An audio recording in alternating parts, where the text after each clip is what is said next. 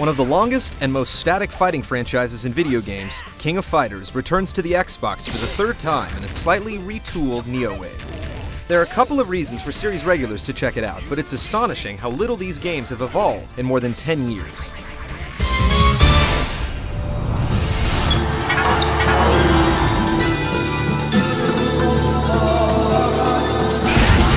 The fast but repetitive fighting in Neowave is 3-on-3 as always. This is the bread and butter of King of Fighters, and there's no reason to get rid of it.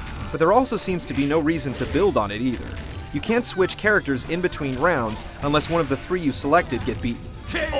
There are 3 different modes this time: Super Cancel, Guard Break, and Max 2. There's also Heat Mode, where you can intentionally lose a chunk of health to beef up your attack power.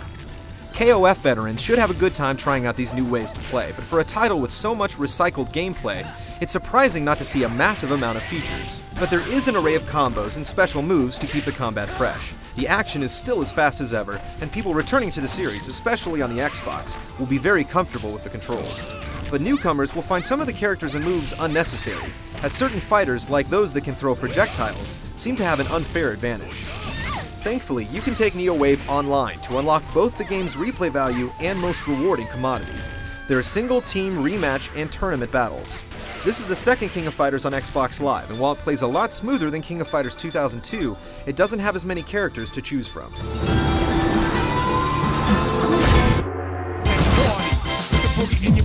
While there's never been much of a story to King of Fighters, fans will definitely feel familiar with the characters available.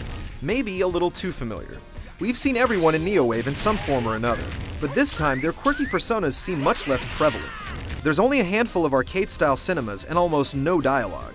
The match break trash-talking has been removed for no reason, taking away the game's attitude and personality.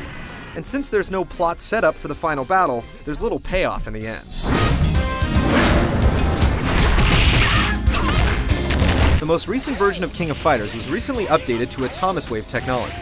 While it may feel different in the arcades, it's tough to notice the improvements on the Xbox.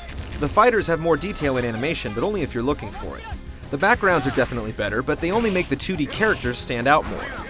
All of this is decent when compared to other titles in the series, but when you light it up against 3D Xbox fighters like Mortal Kombat and Dead or Alive, there's not much that's impressive about the graphics or the sound design in Neowave, except that they both produce another console dose of nostalgia.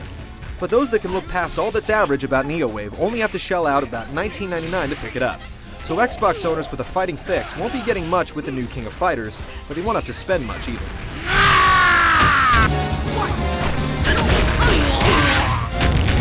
The problem with Neowave is not that it isn't a fun and potentially addicting fighting game, especially online. It's that what it is now is what it always has been, and all of these sequels are desperately in need of a bold change in direction. With King of Fighters headed for the next generation in the near future, faithful fans might want to consider waiting for the next level.